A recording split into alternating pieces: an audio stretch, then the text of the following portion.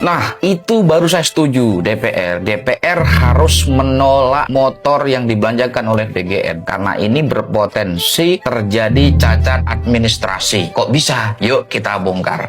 Yang pertama, gua harus apresiasi pada Pak Charles Honoris. Terima kasih, Pak Charles, Anda masih seperti yang saya imajinasikan, menjadi pengawas, menjadi pengontrol daripada kekuasaan.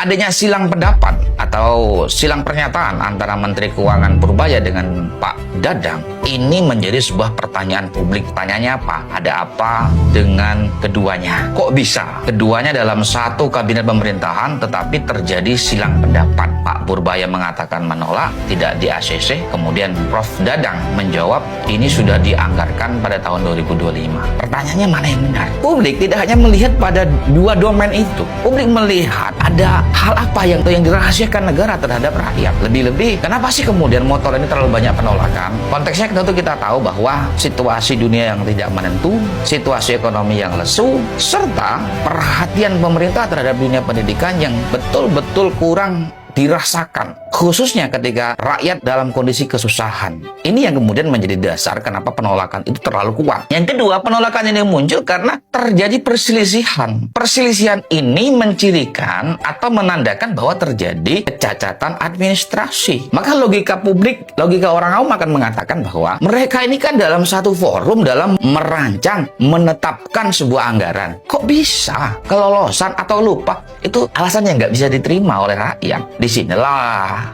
timbul pertanyaan, sebetulnya ada apa? Ada yang beranggapan BGN ingin mencari keuntungan dengan harga yang tidak rasional. Apakah ini sebuah analisa yang salah? Saya kira juga tidak salah karena mengingat harganya sangat-sangat fantastis. Ada yang mengatakan 42 juta, ada yang mengatakan 49 juta per unit motor. Dan ada yang menarik menurut Pak Charles, apa urgensinya ketika DPR mempertanyakan apa urgensinya, apa hal yang darurat harus menyegerakan pembelanjaan? Ini saya setuju. Karena kita melihat memang tidak ada urgensi yang sangat mendasar daripada pembelanjaan sepeda motor ini. Jadi bagaimana pemerintah mempertanggungjawabkan di hadapan rakyat? Dan yang paling penting, DPR kemarin sudah dikatakan akan melakukan pemanggilan, akan minta klarifikasi, dan ini yang harus kita kawal bersama-sama. Dan saya harap Pak Charles tidak berhenti pada titik penolakan, tapi harus dikawal di parlemen. BGN dan Menteri Keuangan harus dimintai pertanggungjawaban, karena kita juga tahu bahwa dalam konteks sebuah regulasi itu kan ada 3 unsur. Pertama, harus meninjau dari sisi kondisi objektif secara sosiologis, kondisi objektif secara politik, dan kondisi objektif secara filosofis. Nah, kita ingin mendengarkan 3 alasan mendasar daripada pemutusan kebijakan pemilihan sepeda motor ini. Kenapa Pak Purbaya sampai nggak tahu BGN beli motor sebesar itu, padahal sudah ditolak pada tahun 2025? Apa hubungannya motor dengan gizi anak? Dan apa urgensinya pembelian motor itu? Jangan-jangan negara sedang menyembunyikan sesuatu untuk rakyat. Yuk kita bongkar. Pak Purbaya sampai tidak tahu kalau BGN melakukan belanja besar-besaran 25.000 sampai 70.000. Informasi yang dikeluarkan dari ruang publik itu luar biasa besar-besaran. Sementara pada tahun 2025 kata Pak Purbaya sudah ditolak. Lah kok hari ini bisa kebijakan ini dijalankan? Ini kita harus pertanyakan terhadap pemerintah. Betul bahwa memang tidak ada korelasi antara sepeda motor MBG dengan gizi. Niatnya BGN bagus untuk memudahkan SPPG. Tapi dalam konteks hari ini kita melihat bahwa situasi ekonomi yang sedang tidak baik-baik saja. Dalam kurun waktu Januari, Februari, Maret, April negara terus-terusan defisit. Kita juga tahu bahwa yang memiliki dapur MBG rata-rata bukan kelompok miskin ekstrim, juga bukan kelompok miskin. Rata-rata adalah kelompok menengah dan kelompok elit.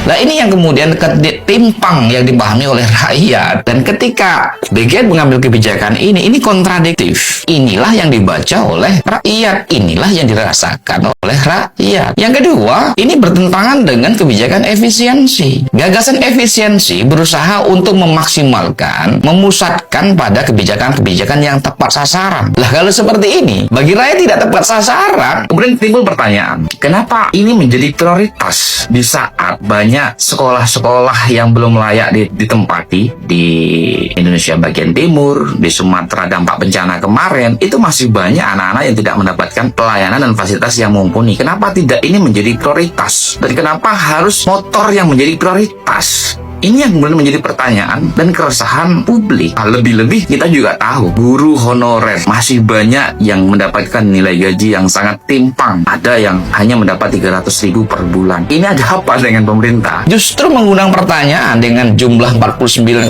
juta, siapa yang diuntungkan? Karena tidak rasional. Motor Trail MBG, shit, coba-coba kata belas ya guys, ini drama MBG yang jut keberapa dah puyeng gua.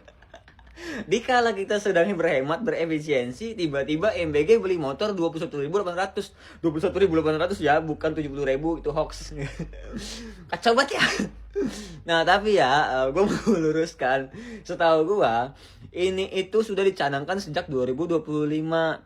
Udah dibeli sejak 2025, ya kan. Gue pikir aja itu tuh tidak real gitu, apa omong-omong doang, karena sampai akhir 2025 mana motornya nggak ada, gue gitu kan.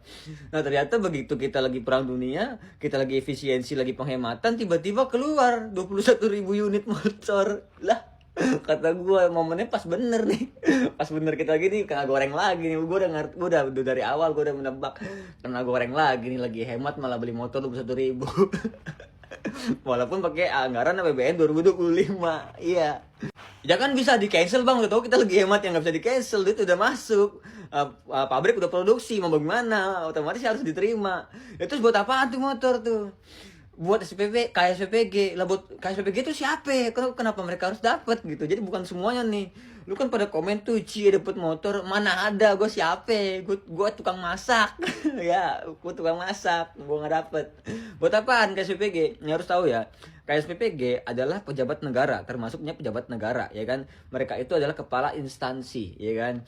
Jadi kepala instansi di negara, entah itu TNI, Polri, segala macam, mereka itu dapat kendaraan dinas. Bahkan TNI dan Polri aja mereka dapat kendaraan dinas gitu kan, dapat kendaraan dinas, berhak.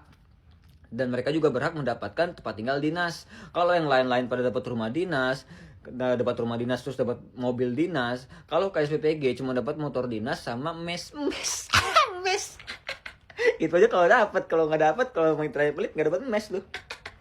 Gitu ya guys ya. Jadi dapat mes, dia itu tempat tinggal dinasnya mes, sama kendaraan dinasnya motor Trail. Kok Trail? Ntar kalau yang kepala SPPG-nya cewek gimana, emang bisa kepala SPPG cewek pakai motor Trail? Yang bener aja. Jadi itu kenapa motor Trail ya? Harganya juga di sekitar 49 juta, itu real, ada di e-katalog, jadi real, jadi tidak ada korupsi di sini.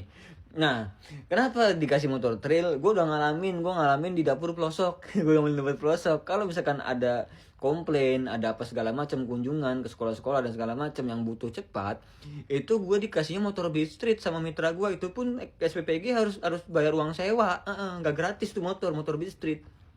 Motor Beat Street yang dimana jalanan terjal begitu, ya kan. Udah makai SPPG gua gemuk orangnya, terus berdua sama gua, dia kalau kemana-mana ngajakin gua mulu, jadi berdua, ya kan. Dia naik motor, gua di belakang begini aja, lama bener jalannya lama. Udah gitu belum nyampe sekolah aja udah hancur, motornya udah rusak kan, wih. Gitu. Jadi itu tuh memang dikhususkan untuk daerah-daerah terpencil dulu nih kan. Dapur nanti kan mau dibikin 30.000, yang dipesan cuma 20.000. Memang untuk daerah-daerah terpencil aja tuh 10.000. Daerah-daerah ke perkotaan nggak dapet. Buat apa motor Trail di perkotaan? Iya. Nggak cuma buat KSPPG doang. Ada nih misalkan bahan baku kurang, aslap disuruh beli. Biasanya tempat gue yang dulu tuh aslap beli, ya kan, karena jalanan terjal dan segala macam, jauh daripada pemukiman, daripada segala macam. Si aslap ini pakai motor Beat Street yang tadi tuh, lama bener. Dia belanja keluar jam 8 pagi, jam 10 pagi baru datang, 2 jam belanja toge doang.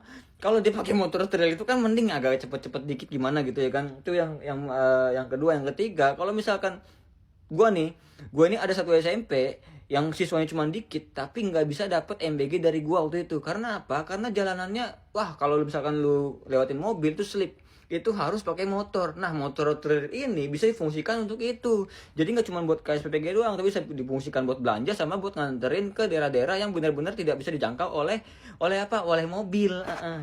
Kenapa ini jadi ramai banget? Karena tidak ada informasi yang pasti. Jadi masyarakat itu menerka-nerka sendiri. Harusnya kan kalau udah kayak gini kan dikeluarkan lah informasi yang pasti, ya kan, yang jelas kayak gini nih, gue ngejelasin secara jelas nih gitu. Ya kan, jadi tidak mengurangi lah, meminimalisir yang namanya orang-orang tuh pada nge-hate bener-bener sampai emosi itu gitu, ya kan. Oke, mantap.